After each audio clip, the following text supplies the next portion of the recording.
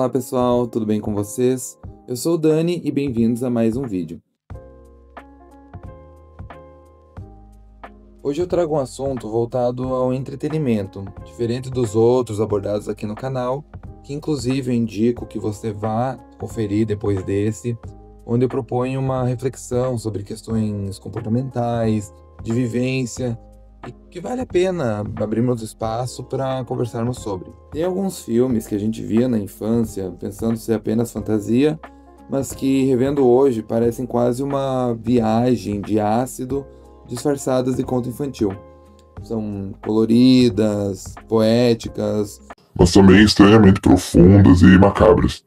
é aquele tipo de filme que te deixava meio hipnotizado, seja por fascínio, desconforto ou medo. Hoje eu vou revisitar 5 filmes antigos que me marcaram e talvez possa ter marcado vocês também quando eu era criança. Todos meio bizarros, psicodélicos, mas absolutamente inesquecíveis. E eu já vou começar com um grande clássico que é Alice no País das Maravilhas. É importante salientar que essa lista está baseada apenas em ordem de lançamento. Eu vou comentar principalmente sobre as versões entre 1903 e 1999. Esses filmes eles foram baseados na obra de Lewis Carroll. Eu achei importante trazer Alice porque ela é praticamente o avô de todos os filmes esquisitos. A história a gente já conhece. É uma menina curiosa que cai na toca de um coelho e vai parar num mundo onde nada faz sentido. E é justamente aí que está o encanto dos filmes. A primeira adaptação é de 1903, um curta britânico de apenas 12 minutos, considerado o primeiro filme de fantasia do cinema. E, gente, ele é muito cru. As fantasias utilizadas pelos atores, as maquiagens, é tudo muito bizarro, é tudo muito creepy, dá um certo medo, uma agonia de assistir. Décadas depois, em 1951, veio a versão da Disney, aquela animação mais conhecida, e que na época foi criticada por ser estranha demais. Só que essa estranheza é o que fez o filme atravessar gerações. Aí nos anos 60, Alice virou símbolo da contracultura psicodélica, com bandas e artistas reinterpretando a história como uma metáfora para estados alterados de consciência. Expressões que partiram do filme que ficaram famosas, como Down the Rabbit Hole, e traduzindo do inglês Descendo na Toca do Coelho, começaram a significar mergulhar no inconsciente, no surreal ou no autoconhecimento. E até hoje, cada adaptação nova, da versão britânica dos anos 60 até o live action de 1999, reflete o mesmo fascínio, que é a sensação de estar perdido em um sonho que não quer terminar. Tirando o desenho animado de 1951, que tem uma estética mais fofa, mais adaptada mesmo para as crianças da época, os outros filmes sobre os quais eu estou me propondo comentar, eles têm uma estética bem macabra, que fazia sentido para a época também. Era tudo muito limitado, não tinha o uso de muita tecnologia, então era tudo feito manualmente ou com uso de fantasias, como eu já comentei, e que passava uma estranheza que na época poderia fazer sentido, mas que hoje elas dão uma sensação de desconforto. Parece meio que um filme de terror mesmo, ele não tendo essa proposta. O filme número 2 é O Submarino Amarelo. E, gente, pra mim esse é um dos filmes mais importantes da minha infância. Eu lembro de assistir ele e com legenda em inglês, áudio em inglês, eu não entendia nada, mas pegava pelo contexto, porque ele é um filme super fácil de estar entendendo. É um filme de 1968 e tem os Beatles como protagonistas dessa animação psicodélica. Submarino Amarelo é praticamente um delírio animado dos anos 60.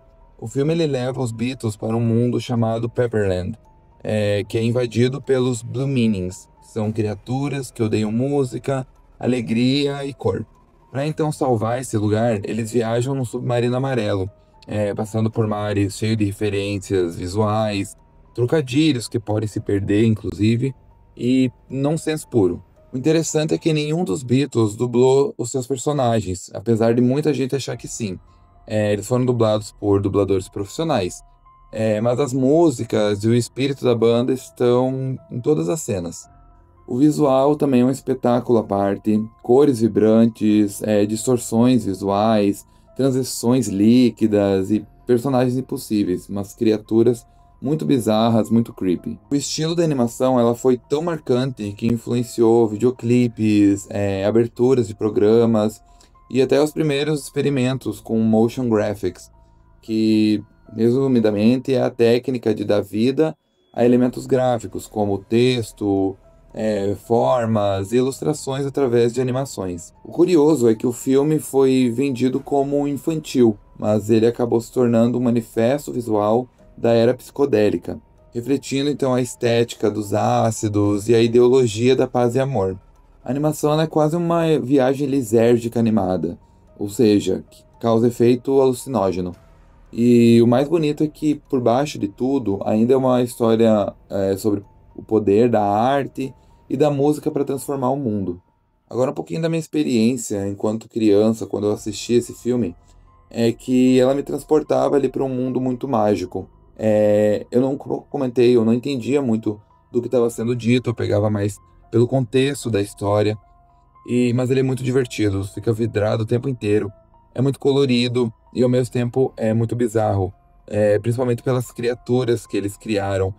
E é muito divertido também pelas músicas, que tem clássicos como Lucy in the Sky with Diamonds, Nowhere Man, entre outras músicas clássicas dos Beatles.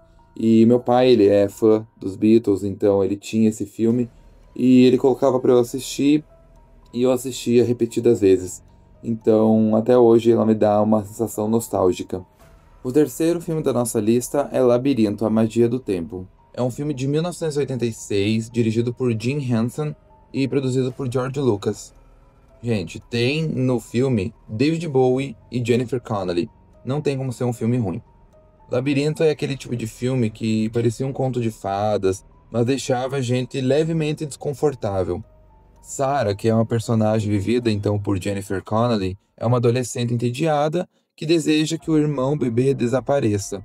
E o desejo então é atendido pelo misterioso Rei dos Duendes, que é vivido então pelo cantor já falecido David Bowie. Para resgatar a criança, então, ela precisa atravessar um labirinto cheio de criaturas estranhas, ilusões e armadilhas. E é justamente por isso que esse filme está nessa lista também. São criaturas muito estranhas, muito bizarras, e que fazia sentido ali para a época, mas elas foram envelhecendo com um ar de estranheza. O interessante é que tudo foi feito sem CGI. Então, os bonecos, cenários foram todos criados manualmente pela equipe do Jim Henson, que também é o criador dos Muppets.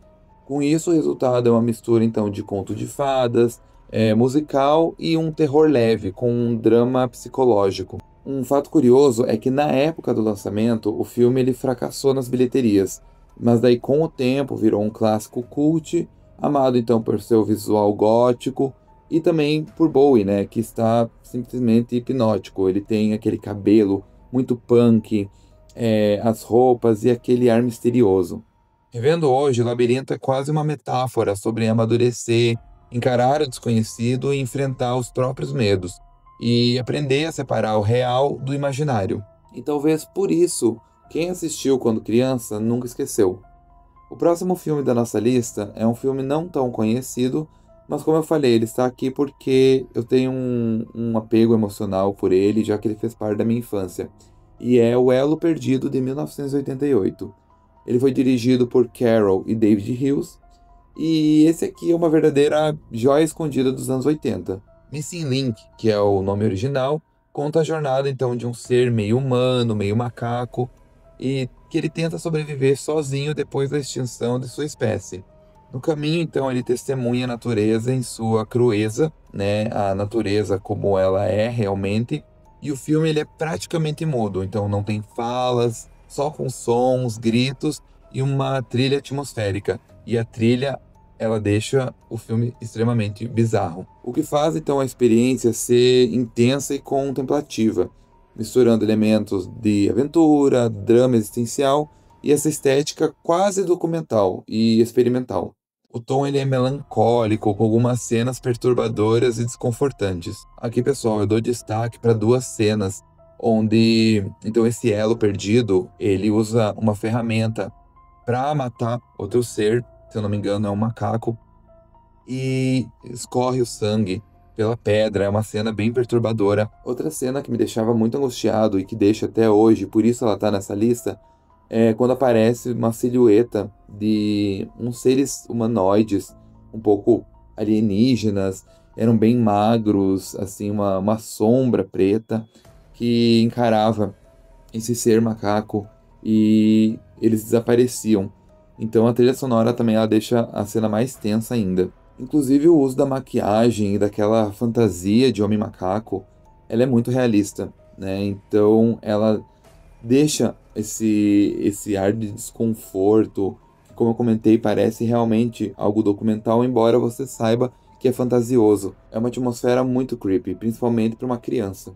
E o visual ele lembra uma mistura então de natureza pré-histórica com a savana, desertos, e o litoral africano, inclusive com imagens reais de animais. O último, mas não menos importante filme da nossa lista é um clássico também do stop motion, que é O Estranho Mundo de Jack, de 1993, dirigido por Henry Selick e produzido pelo maravilhoso Tim Burton. O Estranho Mundo de Jack é um encontro perfeito entre o macabro e o encantador. A história traz como protagonista o Jack Skellington, que é o rei do Halloween, e ele se cansa de todo ano fazer a mesma coisa durante o Halloween, e decide então sequestrar o Natal. E o resultado é um caos poético. O filme foi inteiramente feito em stop motion artesanal, que é o uso daquela massa, onde eles fazem os movimentos dos personagens manualmente e vão tirando fotos. Então o filme ele é um conjunto de várias cenas fotografadas. O filme ele levou quase 3 anos para ser produzido, com mais de 200 modelos diferentes do Jack para expressar então essas emoções. Muita gente acha que quem dirigiu o filme foi o Tim Burton, mas na verdade foi o Henry, como eu já comentei, que é o mesmo diretor de Coraline, que é outra animação fantástica e que vale muito a pena assistir. O estúdio da Disney achou o filme obscuro demais, então ele lançou sob o extinto selo Touchstone, que foi criado especialmente com o objetivo de fazer filmes com assuntos mais maduros para o público jovem e adulto, diferente então da proposta que a Disney trazia, que era para o público infanto-juvenil. E só depois ele foi reconhecido como uma obra-prima do estúdio. Então, além da estética gótica e do humor sombrio, o filme fala ainda sobre identidade, insatisfação e busca de propósito. Temas muito adultos escondidos então no musical dito infantil. Então eu acredito que é por isso que o Jack e a sua melancolia ainda conquistam gerações. Ele é o símbolo de quem tenta encontrar beleza mesmo nas próprias sombras. Todos esses filmes que eu listei têm uma coisa em comum. Eles foram feitos em uma época em que as histórias infantis ainda podiam ser estranhas, poéticas e até um pouco assustadoras. Eles falam sobre se perder, mudar, crescer. E fazem isso com um visual que parece um sonho misturado com um pesadelo bonito. Ou seja, faz parte desse mundo creepy, bizarro e psicodélico que traz um ar de estranheza. Então, talvez seja por isso que eles tenham ficado na nossa memória. Porque, mesmo sem entender tudo, a gente sentia que havia algo ali, uma mensagem escondida, uma coisa quase espiritual. Me contem aí nos comentários qual desses filmes fez parte da infância de vocês também.